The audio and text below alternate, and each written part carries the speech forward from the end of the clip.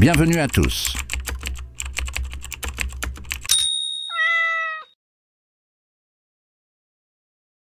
Bienvenue sur Sagesse croisée, là où la philosophie stoïcienne rencontre la sagesse de l'Orient. Il était une fois un jeune homme qui vivait dans un petit village, au pied d'une montagne. Ce jeune homme était connu dans tout le village pour sa paresse. Il passait ses journées à dormir à l'ombre d'un arbre, à rêvasser, tandis que les autres villageois travaillaient dur dans les champs et les ateliers. Un jour, un vieux moine sage arriva au village et appela le jeune homme. « Mon fils, dit le moine, j'ai une tâche pour toi. Je veux que tu grimpes au sommet de cette montagne et que tu rapportes une plume prise au plus haut sommet. » Le jeune homme regarda la montagne et se moqua. « C'est impossible, dit-il. Je suis bien trop paresseux pour grimper jusque-là. » Le moine sourit et dit « Ah, mais vois-tu, la plume que je cherche n'est pas sur la montagne elle-même. Elle se trouve de l'autre côté de la montagne, dans une grotte accessible uniquement en grimpant au sommet, puis en descendant de l'autre côté. » Intrigué, le jeune homme décida de relever le défi du moine. L'idée de cette tâche unique éveilla sa curiosité. Il entama alors l'ascension. La montée fut longue et difficile. Le jeune homme se retrouva vite essoufflé et en sueur. Mais, à mesure qu'il grimpait, il ressentit une exaltation et un enthousiasme qu'il n'avait jamais connus.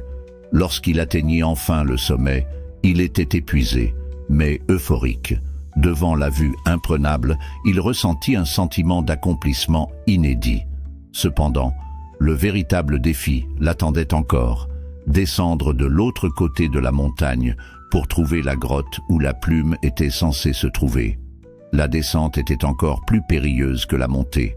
Le jeune homme trébucha et tomba plusieurs fois, mais il persévéra, poussé par la promesse de la plume. Finalement, il atteignit la grotte et aperçut la plume qui brillait à la lumière filtrant par l'entrée. Il la ramassa et s'émerveilla devant sa beauté. Puis, il réalisa qu'il avait un problème. Comment remonter la montagne et rapporter la plume au moine? Pendant un instant, il envisagea d'abandonner. Mais il se rappela le sentiment de fierté et d'accomplissement qu'il avait ressenti en atteignant le sommet. Il savait qu'il avait la force et la détermination nécessaires pour recommencer. Il gravit de nouveau la montagne, les muscles endoloris et les poumons brûlants. Mais il ne renonça pas.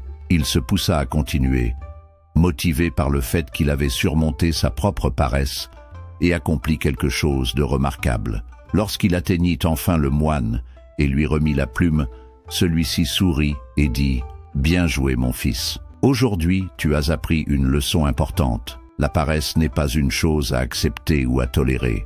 C'est un défi à surmonter, un obstacle à franchir. » Le jeune homme acquiesça, comprenant la sagesse des paroles du moine. Il réalisa qu'il avait toujours été capable de grandes choses, mais que sa paresse l'avait retenu. Désormais, il savait qu'il avait la force et la détermination pour surmonter n'importe quel obstacle sur son chemin.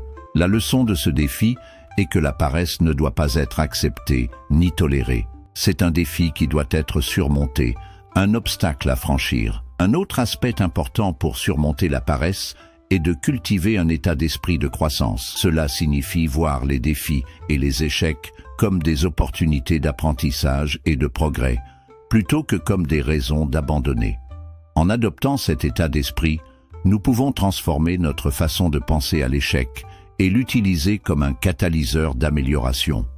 En fin de compte, surmonter la paresse exige une volonté de sortir de notre zone de confort et d'embrasser les défis et les opportunités qui se présentent à nous.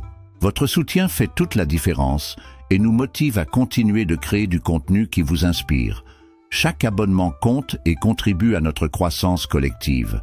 Alors, pensez à liker, partager et vous abonner pour ne rien rater de nos prochaines vidéos. À très bientôt sur Sagesse croisée.